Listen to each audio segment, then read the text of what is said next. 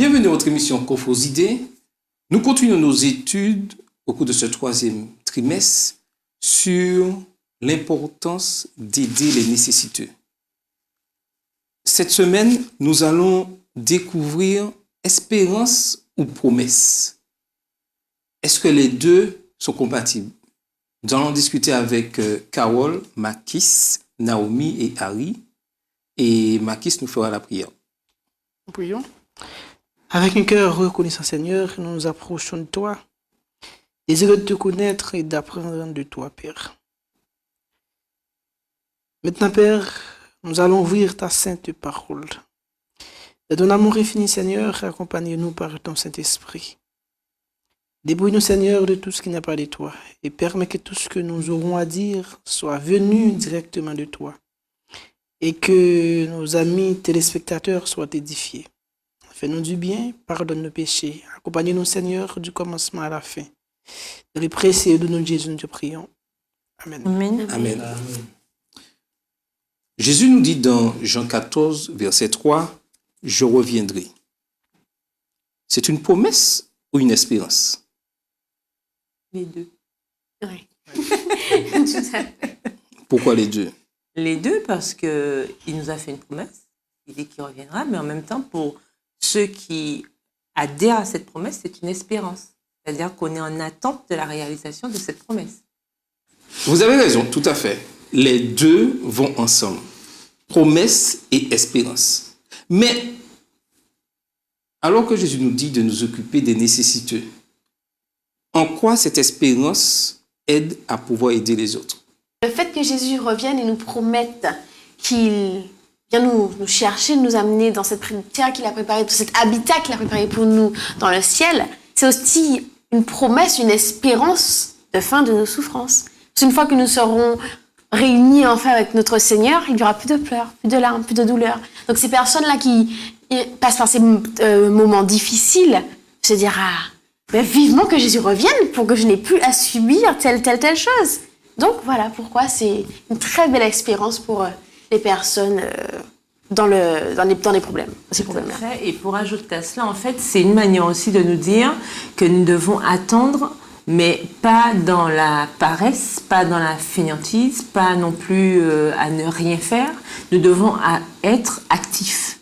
C'est-à-dire on attend, mais on est quand même actif. Quand on aide les autres, quand on subvient aux besoins de l'autre, quand on s'occupe de ceux qui sont autour de nous, ben ça nous donne une raison de vivre, c'est-à-dire de supporter justement les difficultés de cette vie, de voir comment les bontés de Dieu ne cessent de se renouveler, comme il nous le dit dans sa parole, et ça nous permet aussi d'être suffisamment aguerris, suffisamment vifs, pour que nous soyons toujours justement dans cet élan de générosité comme une demande de l'être. Cette espérance, nous devons la partager non seulement en parole, mais aussi en action, que je considère comme le meilleur partage. Ok, je suis d'accord, mais je me dis que aujourd'hui, si nous ne sommes pas actifs, est-ce qu'on pourrait dire que nous avons un problème dans l'espérance? Pour ma part, c'est oui. Puisque lorsque Jésus-Christ est monté au ciel, il s'en est allé, il a donné une mission à ses disciples, il a donné une mission à l'Église. Il a dit, faites des nations, des disciples, les baptisant au nom du Père, du Fils et du Saint-Esprit. Donc, il ne nous a pas laissés là comme des attentistes. Et puis on attend, on fait la pluie et le beau temps. Non, il nous a donné une mission. Ça veut dire que attendre le Christ nous conduit également à amener d'autres, justement, dans cette attente. C'est-à-dire que c'est une attente active. Ça veut dire que je veux voir le Christ un jour, mais en tant que chrétien, je dois vouloir également que tous ceux qui m'entourent, que mes bien-aimés, que mes semblables également, participent justement à cette espérance heureuse. Oui, comme tu viens de le dire. Mais s'il n'y a pas d'action, d'après moi, normalement, il n'y a pas d'espérance. Si nous restons comme ça, sans rien faire, sans partager aux autres cette espérance, donc il n'y a pas vraiment cette espérance. Nous ne croyons pas vraiment en cette espérance si nous ne la partageons pas avec les autres. Et puis si nous sommes aussi actifs, c'est bien parce que nous voulons hâter la réalisation de cette promesse. C'est parce que nous voulons que beaucoup plus de personnes entendent parler de Dieu, nous voulons que la mission avance, nous aimerions finir justement avec toute cette souffrance, cette misère, tous ces problèmes que nous avons. Et plus nous allons travailler avec acharnement et plus justement nous allons hâter le retour de Christ que nous attendons avec autant de ferveur. Donc, qui dit je me mets au travail, dit en quelque part je participe pleinement à cette espérance que j'ai. Si je comprends bien, il est important que nous puissions comprendre le but de cette espérance.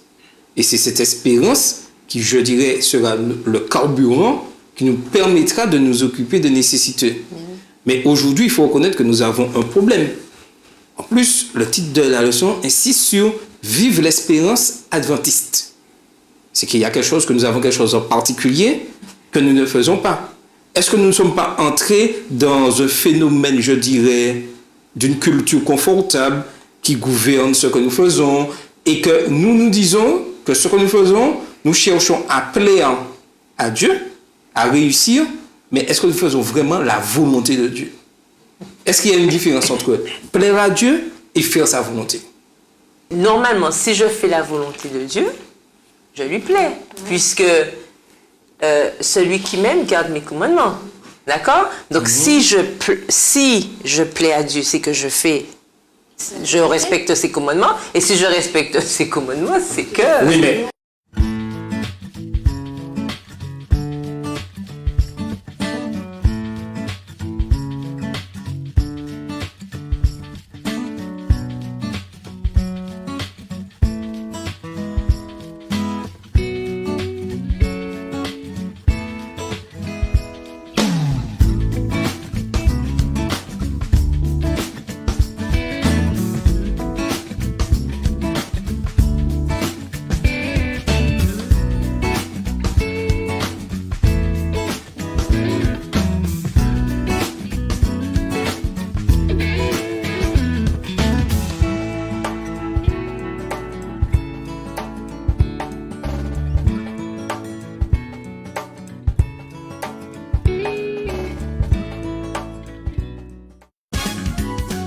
Mais est-ce que des fois, nous ne choisissons pas de faire ce qui nous plaît et espérons que Dieu n'aura pas de problème avec ça? Ah, là, c'est autre chose. Là, c'est différent. Là, c'est autre Parce que chose. souvent, ce qui nous plaît énormément n'est pas ce qui plaît à Dieu.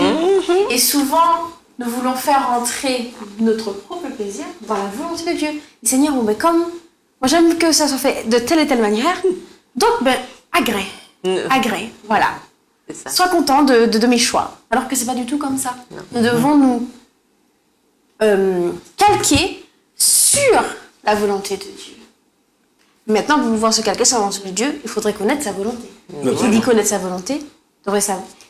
Implique que nous connaissions la personne qui justement nous dicte cette volonté. Et comment connaître justement notre Dieu qui dicte la volonté? C'est en étudiant sa parole. Oui.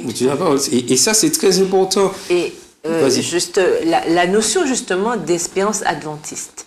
Donc, si on définit espérance et adventiste, en fait, on pourrait croire presque que c'est un pléonasme, puisque l'adventiste, c'est celui qui attend le Christ, normalement. Et si j'attends, c'est que j'ai une espérance. Voilà. Donc, les deux sont liés. Mais pourquoi, à mon avis, on précise adventiste? C'est parce que nous avons une marque particulière. Et malheureusement, force est de constater qu'aujourd'hui, on a presque envie de garder seulement le mot espérance et laisser adventiste de côté. Parce qu'on est dans une espèce d'osmose communautariste, où on est un peu dans l'œcuménisme, alors nous sommes tous sur le même plan, nous croyons tous dans le même Dieu, nous croyons tous dans le même Dieu, etc. Nous avons tous ces mêmes valeurs. Et puis on essaie malheureusement souvent d'allier en fait tous les points communs que nous avons. Mais malheureusement, on ne met pas suffisamment en exergue souvent les points de différence que nous avons. Et ces points-là sont importants parce que ces différences-là, justement, correspondent souvent à la parole de Dieu. Et malheureusement, c'est peut-être un danger pour nous aujourd'hui de vouloir tout aplanir, penser que bon, il n'y aura pas de boss, que tout ira bien, que tout le monde sera ensemble, alors que ce n'est pas justement ce que la parole de Dieu nous dit, parce que nous savons que certains font la volonté de Dieu et d'autres pas. Même s'il y a un seul Dieu et que nous croyons en Dieu, il y a quand même des principes qui sont propres à ce que Dieu nous demande et qui vont forcément créer des séparations. Et ces séparations-là, nous devons les garder en mémoire, mais pas pour faire de la discrimination. Pas pour ne pas aider l'autre, pas pour ne pas aimer mon prochain, mais justement pour faire comprendre à mon prochain qu'il est important de mettre, comme disait Naomi tout à l'heure, de mettre en valeur la volonté de Dieu, parce que c'est sur ces points-là que nous pourrons être d'accord. À partir du moment où on ne fait pas la volonté de Dieu, on ne peut pas être en commun accord avec quelqu'un qui ne fait pas la volonté de Dieu, alors que nous voulons la faire. Alors, est-ce qu'il y a un lien entre chercher une réponse aux besoins des gens et la proclamation du message des trois anges? Ou est-ce que les deux sont séparés? Ou est-ce que les deux vont ensemble? Ça va ensemble, à mon avis. Ça va ensemble parce que si, effectivement, j'aide l'autre, il va forcément se poser des questions. Parce que ça ne correspond pas à la nature humaine de faire le bien, d'aider l'autre, d'être gentil, d'être empathique, d'être miséricordieux. Ce ne sont pas des qualités humaines. Enfin, je veux dire, naturellement, on ne le fait pas. C'est parce que Dieu met ces choses-là en nous. Et il met ces choses en nous lorsque nous décidons d'avoir une relation intime avec lui. À partir du moment où je suis comme ça avec quelqu'un qui ne connaît pas Dieu, forcément, à un moment donné, il y a des questions qui montent. Il y a des choses qu'on se pose et forcément, ce sera lié à la mission. Oui, ah oui. D'accord, donc par exemple, j'apprécie beaucoup Charles. Si on va faire une marche ensemble dans un parcours que je maîtrise déjà, et je sais qu'il y a un trou, et que Charles risque de tomber dedans, je vois qu'il se dirige tout droit dedans. Donc mon rôle en tant qu'ami, c'est de lui dire, Charles, fais attention, prends garde, puisqu'il y a un trou. Donc qu'est-ce que je fais là? J'avertis mon ami, parce que je l'apprécie. Et lorsqu'on parle d'espérance adventiste, on parle clairement justement de message d'avertissement que Dieu a donné à son peuple. Le message des trois anges, par exemple, et qui avertit de certains événements, de certains dangers qu'il y aura justement à la fin des temps. Il y a des mises en garde importantes. Il y a un encouragement même à étudier davantage la parole de Dieu, à observer les commandements et à avoir un certain discernement. Donc, l'espérance adventiste, c'est une démarche d'amour. Une démarche d'amour qui me pousse à avertir celui que j'aime, qui me pousse à avertir autrui de danger. Il y a des dangers, il y a des pièges dans ce monde. Tu cours à ta perte parce que je t'aime, je te mets en garde. Tout ça pourquoi? Pour qu'un jour tu puisses, avec moi, jouir des félicités éternelles. Ça veut dire demeurer pour toujours avec le roi des rois, le Seigneur des seigneurs, Jésus-Christ. N'est-ce pas merveilleux? Oui, magnifique.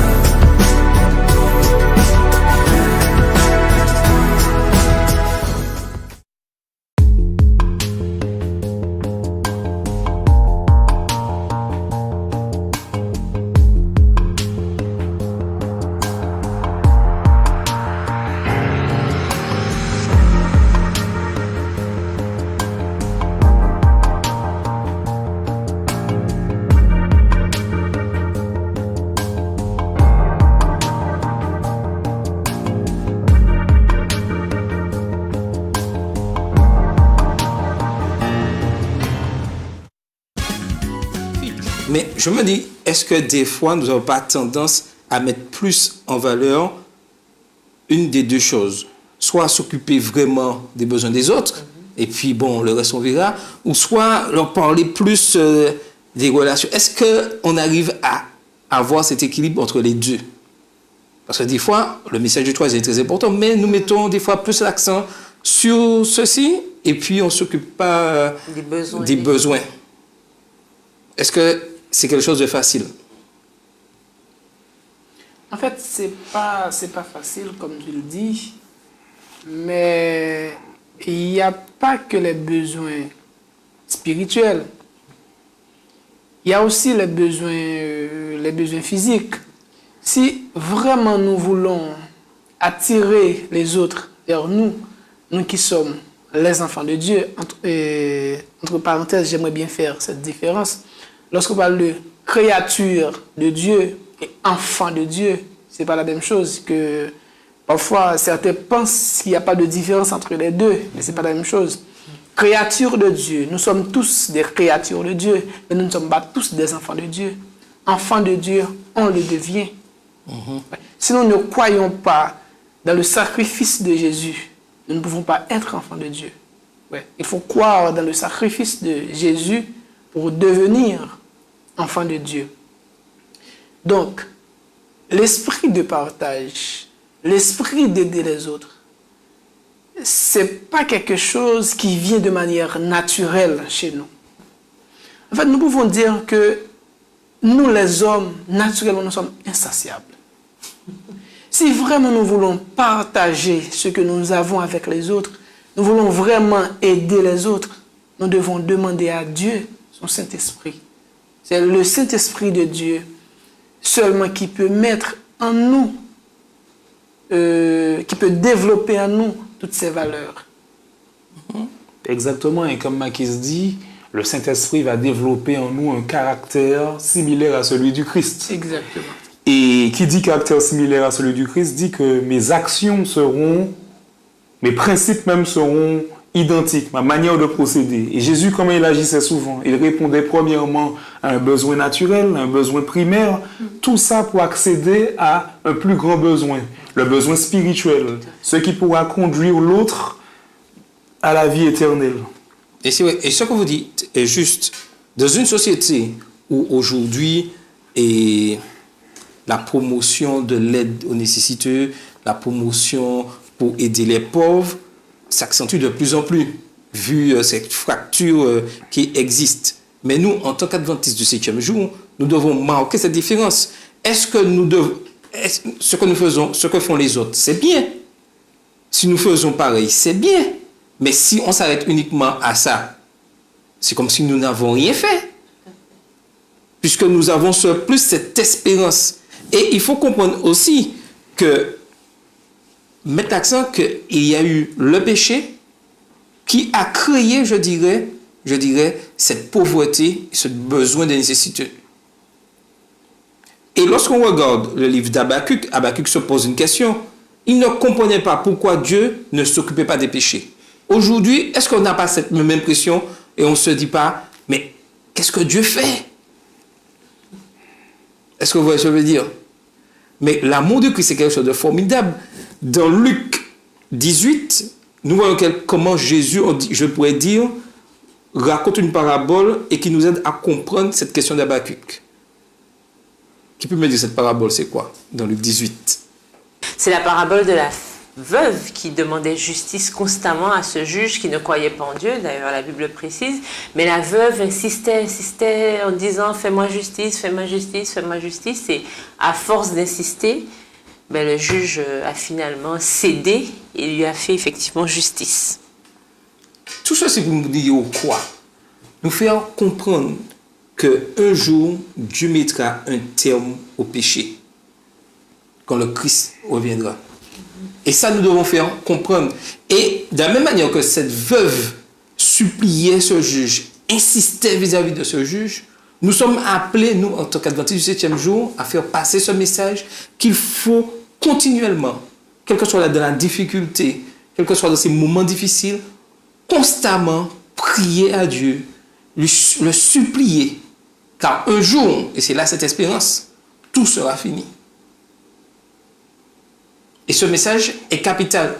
Et c'est ce qui fait la différence avec tout ce qui les autres font.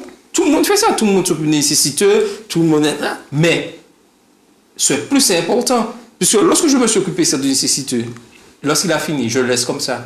Quelle espérance qu'il a? Nous devons apporter cette espérance en plus. Nous devons être ce peuple qui donne cette espérance. Et Dieu nous donne une magnifique promesse dans Apocalypse 21, verset 4. Il essuiera toute larme de leurs yeux, il n'y aura plus de mort, il n'y aura plus ni deuil, ni lamentation, ni douleur. En effet, les choses anciennes auront disparu. Et pour résumer ce que tu dis, en une image assez simple, qui pourrait captiver nos téléspectateurs, c'est, imaginons, un facteur, je suis facteur et je dois déposer un courrier pour une personne. Et dans ce courrier, il y a une bonne nouvelle telle que pour une personne en grande difficulté financière.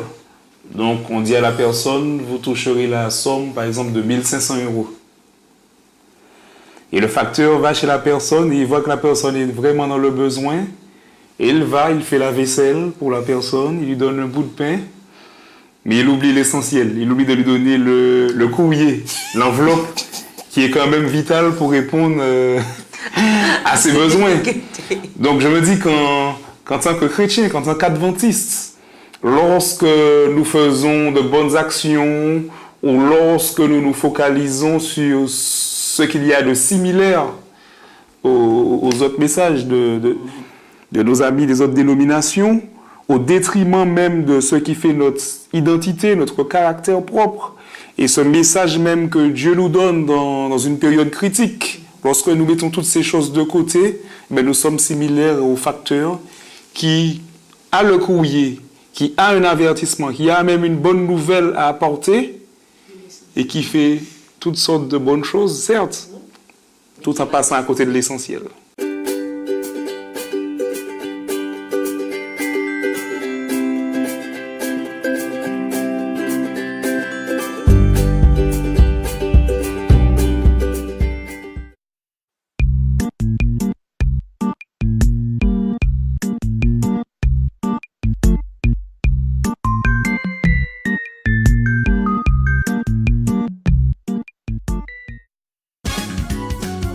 Et il ne faut pas que nous ayons peur de présenter Jésus à ceux qui vivent des moments difficiles. Les aider de manière physique, mais aussi leur apporter cette espérance spirituelle. Exactement. Car cette situation, comme je l'ai dit tout à l'heure, est due au péché. Et tant que le péché régnera sur cette terre, nous aurons tous à passer par ces difficultés. Exactement. Voilà. Parfois, on peut se demander, est-ce que vraiment nous croyons dans cette espérance? Comme tu viens de le dire tout à l'heure dans le verset, qu'il essuiera toutes les larmes de nos yeux. Lorsque nous regardons à travers les réseaux sociaux, Facebook, WhatsApp, tout ça, en fait, vous voyez que les bonnes nouvelles, les gens les partagent toujours, les bonnes nouvelles. Mais pourquoi nous ne voulons pas partager cette bonne nouvelle, cette bienheureuse espérance, où il n'y a plus de mort, le jour où nous allons chanter les funérailles de la mort? Mais ce sera intéressant. Amen. Mais nous ne partageons pas toujours cette espérance. Là, c'est parce que vraiment, il y a un manque de croyance. Tout à fait. Parce que, comme disait Luc 18, lorsque le Fils de l'homme viendra, trouvera-t-il de la foi sur la terre? C'est-à-dire qu'à force d'attendre, des fois, on est fatigué d'attendre. Or, avec Jésus, comme son temps n'est pas notre temps, nous devons nous armer de courage et d'espérance, justement, garder cet espoir ferme. Et souvent, comme nous sommes dans une époque où tout va vite, le soleil à peine levé, il est déjà couché, on vient de dire bonne année, ça y est, on dit déjà joyeux Noël. Enfin, bon, on a compris. On a l'impression que tout doit aller vite. Or, Le temps de Dieu n'est pas le temps de l'homme. Et si on a commencé cette leçon avec cette promesse, je reviendrai. S'il l'a dit, c'est qu'il va le faire. Maintenant, même si nous voyons toutes ces difficultés, nous voyons toute cette misère, encore cette semaine, nous avons malheureusement eu des nouvelles de nos frères de Bahamas et tout. Nous avons vu les dégâts que peuvent causer les différentes catastrophes naturelles, etc.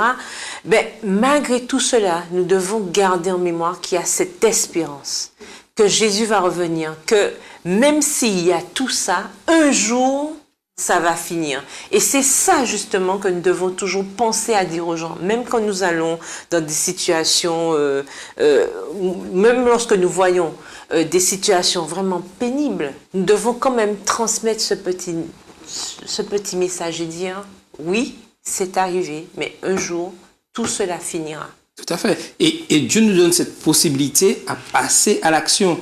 C'est-à-dire que le fait de m'occuper des autres me permet de partager ce message. Les deux vont ensemble. Je ne peux pas partager le message d'espérance et ne pas m'occuper des besoins nécessiteux. Et je ne peux pas m'arrêter aux besoins des nécessiteux et ne pas parler. Parce que si je m'arrête seulement aux besoins, je satisfais juste un temps T, quelque chose. Après, plus rien. Et c'est ce qui arrive le plus souvent. Mais lorsque je partage les deux avec cette espérance-là, il y a quelque chose, il y a un espoir. C'est-à-dire que même si ce n'est pas aujourd'hui tout de suite, mais à force de supplier Dieu, il trouvera la solution. Nous devons nous rappeler de l'expérience de la femme samaritaine dans Jean 4, où quand Jésus rencontre cette femme, il dit bien, à celui que je donnerai de l'eau, cette eau jaillira jusque dans l'éternité. Pour montrer bien qu'on a avec Jésus justement cette constance de réponse à nos besoins, de réponse à nos problèmes, de réponse à toutes nos attentes. Et c'est pour ça qu'il est important de présenter, parce qu'on a vu comment Jésus a fait. Il a d'abord socialisé et ensuite il a entamé le côté spirituel. Donc nous aussi nous devons faire la même chose, mais surtout démontrer aux gens, même lorsque nous les aidons, à travers nous, qui est-ce qui travaille? Tout à fait. C'est Dieu. Faire comprendre à la personne que oui, j'ai fait ça pour toi certes, mais c'est grâce à Dieu. Et lui, à travers nos actions, justement, recadrer la personne et lui permettre de garder justement cette vision de l'éternité. Et il y a quelque chose d'important lorsqu'on voit Matthieu 26, verset 11, où Christ dit, vous aurez toujours des pauvres avec vous. Tout ça, c'est pour nous montrer que le but n'est pas d'éradiquer la pauvreté. Et aujourd'hui, c'est ce qu'on cherche à faire. Dieu nous dit qu'il y aura toujours des pauvres. Le but, c'est-à-dire, vouloir éradiquer la pauvreté, c'est une illusion. C'est une utopie. Mais nous devons aller plus loin que ça.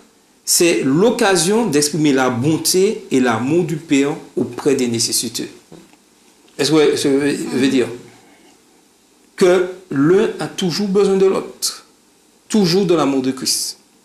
Ce n'est pas par hasard qu'aujourd'hui que nous vivons ces temps difficiles. Dieu a placé chacun de nous dans ce monde qui est au bord de l'apocalypse, qui souffre énormément, beaucoup de désespoir dans le monde. Jésus nous a placés aujourd'hui. Qu'est-ce que nous faisons de cette mission? Est-ce que nous gardons cette espérance pour nous? Et nous savons que si nous la gardons pour nous, nous courons à notre perte. Ou est-ce que nous sommes prêts à la partager aux autres, à s'occuper des autres? Et aujourd'hui, en tant qu'adventistes du 7e jour, il est important que nous puissions faire passer ce message. C'est bien d'aider, mais il faut aider et partager cette espérance aux autres. Et là, nous plairons véritablement à Dieu. C'était votre émission Coffrosité.